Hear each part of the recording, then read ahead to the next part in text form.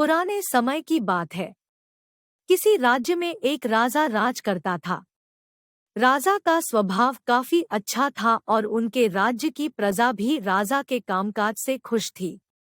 राजा को केवल एक बात का ही सुख नहीं था और वो ये बात थी कि उसके कोई संतान नहीं थे। एक दिन राजा को ऐसा विचार आता है कि मैं अपने राज्य में से किसी बच्चे को गोद ले लूं जिससे मैं उत्तराधिकारी बना पाऊं और वो मेरे आगे के सारे कामकाज संभाल पाए। अब राजा ने तय कर लिया था कि वो अपने राज्य में से किसी बच्चे को गोद लेने वाला है और उसने अपने राज्य में ये घोषणा भी करवा दी थी। राजा की घोषणा के अनुसार सभी बच्चे राजमहल में एकत्रित हुए। राजा इन सभी बच्चों में से किसी एक को गोद लेने वाले थे। राजा ने उन सभी बच्चों को पौधे लगाने के लिए दिए और कहा कि अब हम 5 महीने के बाद मिलेंगे और देखेंगे कि किसका पौधा सबसे अच्छा हुआ है। साथ ही साथ राजा ने सभी को ये भी कहा कि जिसका पौधा सबसे अच्छा हुआ होगा मैं उस बच्चे को गोद लूंगा। सभी बच्चे अपने अपने घर चले जाते हैं। 5 महीने के बाद वो सभी अपना पौधा लेकर राजमहल में आते हैं। उन सभी बच्चों के गमले में बीज फूटे हुए थे, लेकिन उन सभी बच्चों के बीच में सिर्फ एक ही बच्चा ऐसा था कि जिसका गमला खाली था, यानी कि बीज अभी तक नहीं फूटे थे। वो बच्चा उन सभी के गमले देखकर डर जाता है और बहुत परेशान हो जाता है। राजा और बाकी सभी की नज़र उस बच्चे के गमले की ओर जाती है। राजा तुरंत उस बच्चे के पास जाते हैं और उनसे पूछते हैं कि तुम्हारे गमले में क्यों बीज नहीं फूटे हैं।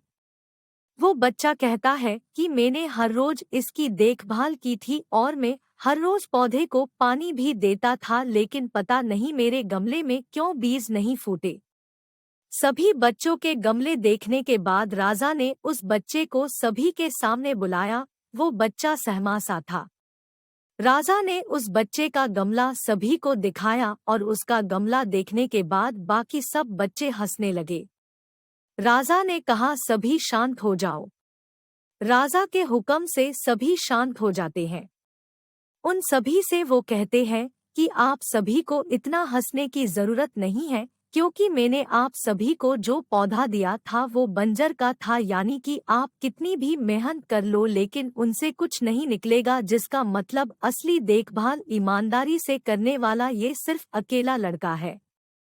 राजा उसकी ईमानदारी से बहुत ज्यादा खुश थे और उन्होंने ये भी देखा कि उसका गमला खाली था, फिर भी वो बच्चा हिम्मत करके राजमहल तक आया।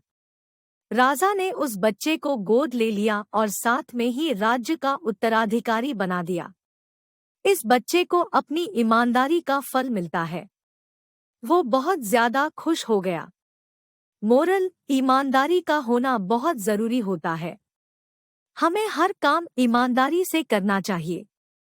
हम पूरी दुनिया को धोखा दे सकते हैं, पर हम कभी भी अपने आप को धोखा नहीं दे सकते हैं।